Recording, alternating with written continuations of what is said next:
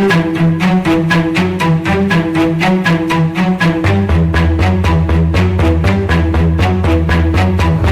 நிறைந்த நண்பர்கள் அனைவருக்கும் வணக்கம்.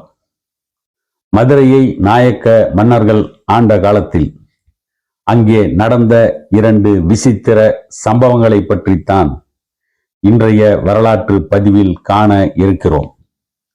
மதுரை நாயக்க மன்னர்கள் ஆட்சி காலத்தில் 2 முறை விசித்திரமான பல்வேறு சம்பவங்கள் நடந்ததாக வரலாற்று குறிப்புகள் இருக்கின்றன. ஒரு முறை வடக்கு திசையிலிருந்து ஒரு தெய்வீக குழந்தை வரும் என்றும் அது மக்களை மீட்கும் என்றும் ஒரு தகவல்கள் பரவியது. இரண்டாவது நிகழ்வு சற்று விபரீதமாக இருந்தது. இந்த 2 நிகழ்வுகளும் எப்படி நடந்தன? அதற்கு பிறகு என்ன நேர்ந்தது? மதுரையில் இருந்த சுல்தானகமும் சிக்கந்தர் ஷாவின் வீழ்ச்சிக்கு பிறகு சிதைந்து போனது. சிக்கந்தர் ஷாவின் தோல்விக்கு பிறகு கிபி 1371 விஜயநகர பேரரசின் பிரதிநிதிகள் மதுரையை ஆட்சி செய்ய ஆரம்பித்தார்கள். 16ஆம் நூற்றாண்டின் துவக்க ஆண்டுகளில் விஸ்வநாத நாயக்கர் விஜயநகர பேரரசின் பிரதிநிதியாக மதுரையை ஆட்சி செய்தார்.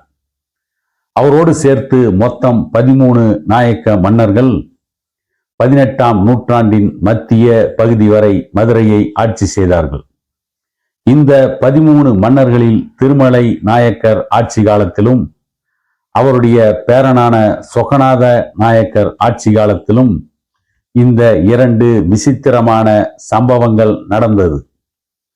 மதுரையை ஆட்சி செய்த 6வது நாயக்க மன்னராக இருந்த முத்து வீரப்ப நாயக்கர் அவருக்கு வாரிசு இல்லாத காரணத்தால் அவருடைய தம்பியான திருமலை சேவரி நாயனி ஐயாளுகாரு என்ற திருமலைக்கு 1623ஆம் ஆண்டில் முடிசூட்டினார்.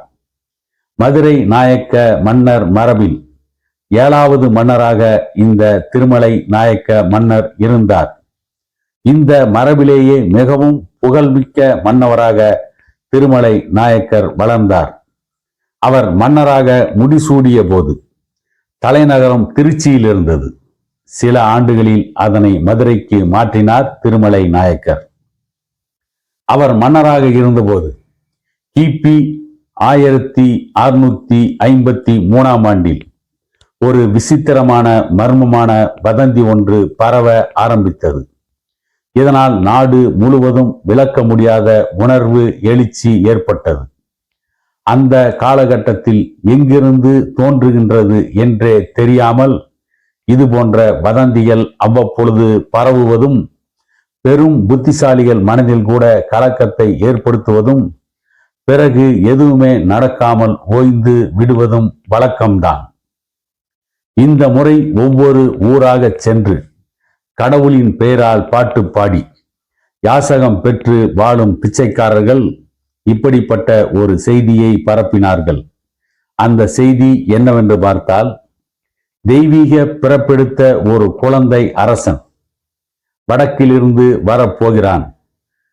தற்போதுள்ள எல்லா அமைப்புகளையும் வீழ்த்திவிட்டு அமைதியும் வளமும் சந்தோஷமும் மிகுந்த காலத்தை உருவாக்குவான் என்று கூறினார்கள். விரைவிலேயே இந்த வதந்தியை இந்துக்களின் எல்லா பிரிவினரும் நம்ப ஆரம்பித்தார்கள். யாராவது சற்று புத்திசாலித்தனத்தோடு இது குறித்து கேள்வி எழுப்பினால் அந்த வதந்தியை நம்பியவர்கள் அவர்களை பயமுறுத்தினார்கள். இதை நம்பாததால் கடவுளின் கோபத்திற்கு ஆளாவாய் என்று சபித்தார்கள். விரைவிலேயே இந்த பிச்சைக்காரர்கள் பரப்பிய கதைக்கு ஒரு நம்பக தன்மை கிடைத்தது. இந்த கதையை நம்புபவர்கள் இவர்களுக்கு காணிக்கையும் கொடுக்க ஆரம்பித்தார்கள். அந்த காணிக்கையும் நிறைய சேர்ந்தது. இதற்கு சில காலத்திற்கு பிறகு அந்த தெய்வீக குழந்தையும் அதன் தாயும் பெங்களூருக்கு வந்துவிட்டதாக சொல்லப்பட்டது. அவர்கள் அங்கிருந்து புறப்பட்டு மதுரை நோக்கி வந்து கொண்டிருப்பதாகவும் ஒரு கூற்று வெளியானது. இதனால் மதுரை நகரம் முழுவதும் பெரும் பரவசம் தொற்றிக் கொண்டது. ஒவ்வொருவரும் அவர்களை பார்க்க ஆவலோடு இருந்தார்கள். பல பாளையக்காரர்கள் இவர்களுக்கு பெரும் காணிக்கையை அளிக்க தயாராக இருந்தார்கள்.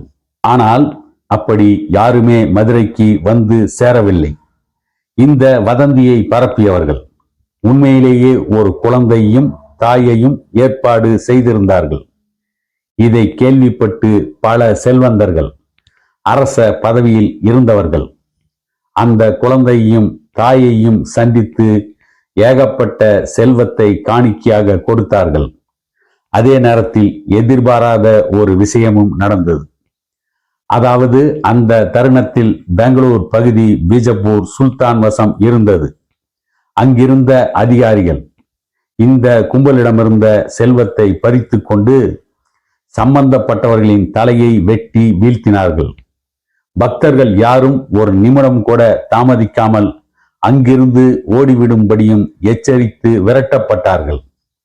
இவ்வளவு நடந்தும் கூட இந்த வதந்தியை பரப்பியவர்கள் மதுரையில் அமைதியாக இருக்கவில்லை.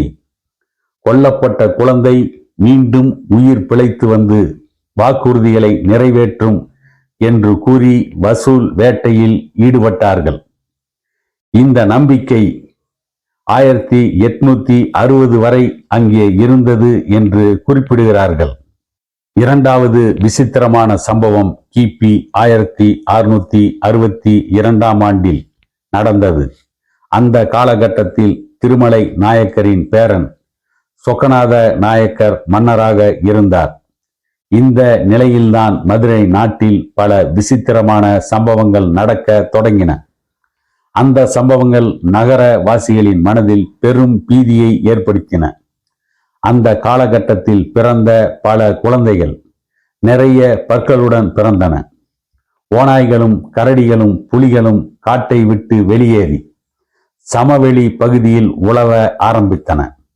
பல சமயங்களில் அவை தலை நகருக்கே வந்தன. அங்கிருந்த தேவாலயங்களின் வளாகங்களில் உலவின. பலர் எந்த காரணமின்றி திடீரென இறந்தார்கள். அதற்கு முன்பு பார்த்திராத பூச்சிகள் கொத்து கொத்தாக வானத்தில் பறந்தன. அவற்றிலிருந்து தாங்க முடியாத துர்நாற்றம் வீசியது. அவை கடித்தால் மிக மோசமாக வலித்தது. இப்படி நடந்த வழக்கத்திற்கு மாறான நிகழ்வுகள் வரப்போகும் பேர் அழிவை சுட்டி காட்டுவதாகவே நகர மக்கள் கருதினார்கள். ஒவ்வொருவர் மனதிலும் அச்சமும் பதட்டமும் குடிகொண்டிருந்தது. காலராவும் பரவ ஆரம்பித்தது. ஒரே குடும்பத்தில் 15 நாட்களில் 7 பேர் இறந்து போனார்கள். இந்த சம்பவங்கள் எல்லாம் தீய சகுனங்கள் என்று அந்த மக்கள் நம்பினார்கள். அதற்கு ஏற்றாற்போல் 1663 பீஜப்பூர் சுல்தான் அடில் ஷாவின் படைகள் வானமியான் என்ற தளபதியின் தலைமையில் மதுரையை நோக்கி புறப்பட்டு திருச்சி கோட்டையை முற்றுகையிட்டன. ஆனால் மதுரை படைகள் வானமியானின் படைகளை கடுமையாக தாக்கி அழித்தன. இதனால் ஆத்திரமடைந்த வானமியான் சுற்றியிருந்த ஊர்களை தாக்கி அழித்தான். இது பேரழிவை ஏற்படுத்தியது. பல ஊர்களில் மக்கள் ஒன்றாக நின்று தங்களை தாங்களே தீக்கி இரையாக்கி கொண்டார்கள். ஒரு கட்டத்தில் வானமியானுக்கு குறிப்பிட்ட தொகையை அளித்து அவனை திருப்பி அனுப்பினார் சொக்கநாத நாயக்கர். அதே நேரத்தில் 1662 ஆண்டுக்கு முன்பாக மதுரையிலும் தஞ்சையிலும் பெரும் பஞ்சம் ஏற்பட்டிருந்தது.